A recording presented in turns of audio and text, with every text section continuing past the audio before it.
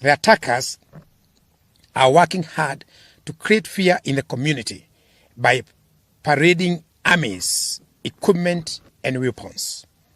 Victims are identified because of their ethnicity.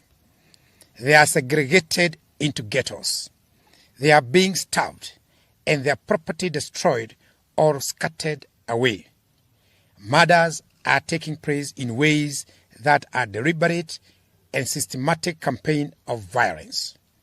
This crackdown has been concentrated in slums and other low-income areas of the county where the so-called hustlers, in whose name the interests the Kenya Kwanza regime claims to govern.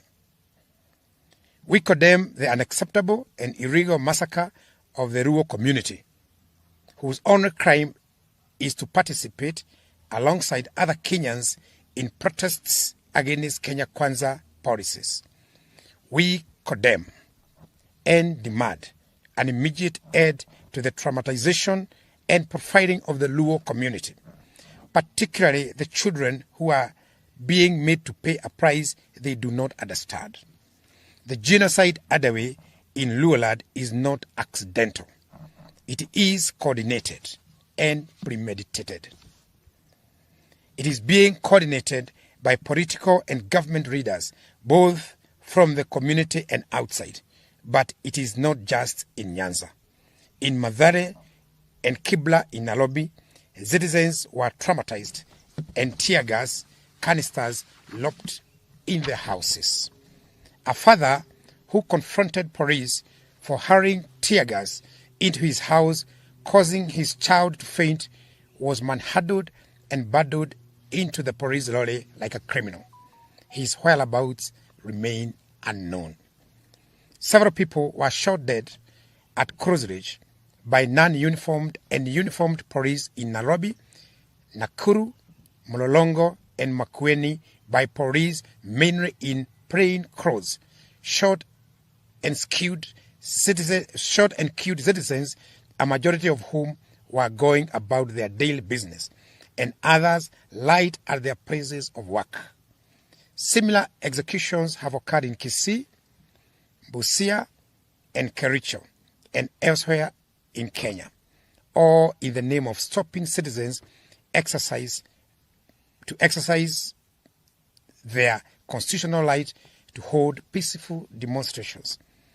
Much as RUTO tries to depict AZIMIO demonstrators as violent, it is evidently clear that our demonstrations are peaceful.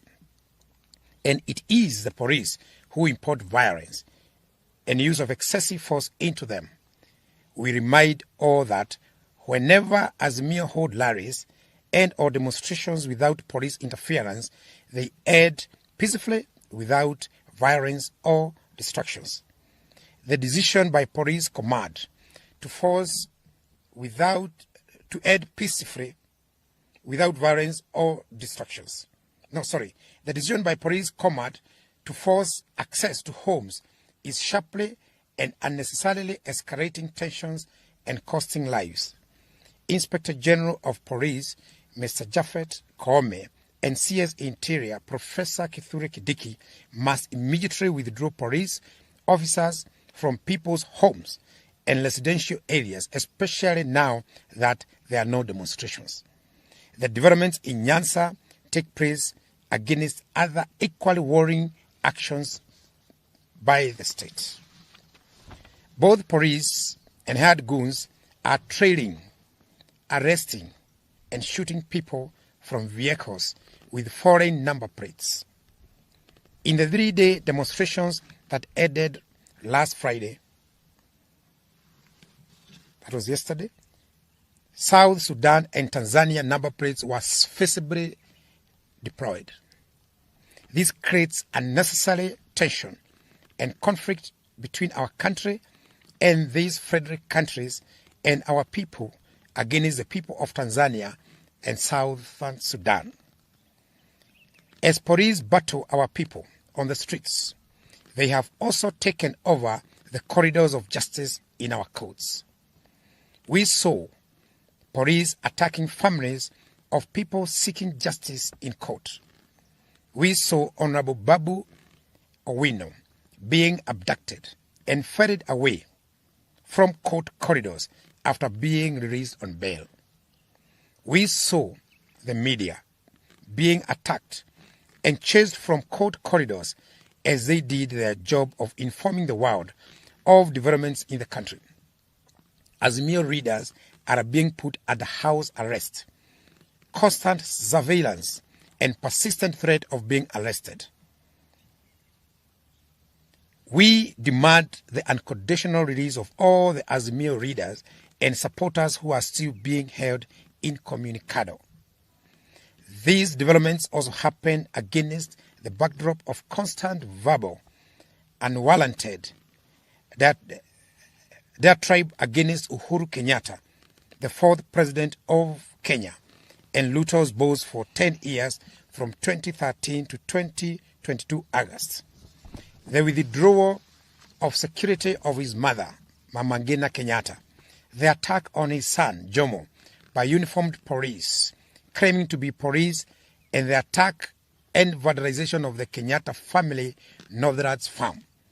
These are all acts of grave provocation, not only to Uhuru Kenyatta and his family, but also to all right-thinking Kenyans.